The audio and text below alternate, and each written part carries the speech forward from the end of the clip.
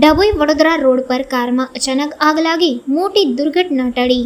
ડભોઈથી વડોદરા તરફ જતી કારમાં અચાનક આગ લાગી જતા રસ્તા પર દોડધામ મચી ગઈ હતી। ઘટના અંબાવ અને થુવાવી વચ્ચે સર્જાઈ હતી। પ્રાપ્ત માહિતી અનુસાર એસીમાં શોર્ટ સર્કિટના કારણે કારમાં આગ લાગી હતી।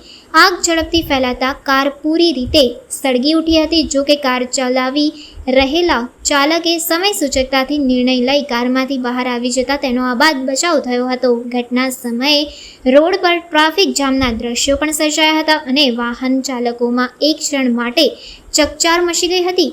કારમાં સવાર વ્યક્તિ ચાંદોદના દેવેશભાઈ મહારાજ હોવાનું જાણવા મળ્યું છે। તેઓ ચાંદોદથી વડોદરા જઈ રહ્યા હતા ત્યારે આ ઘટના ઘટી હતી। સદનસીબે ઘટના દરમિયાન કોઈ મોટી જાનહાનિ નહીં થતાં રાહતની લાગણી વ્યાપી છે। આ આગના બનાવને લઈ તંત્ર દ્વારા તપાસ કરવામાં આવી રહી છે। આગ શોર્ટ સર્કિટથી લાગી હોવાની પ્રાથમિક આશંકા વ્યક્ત કરવામાં આવી છે।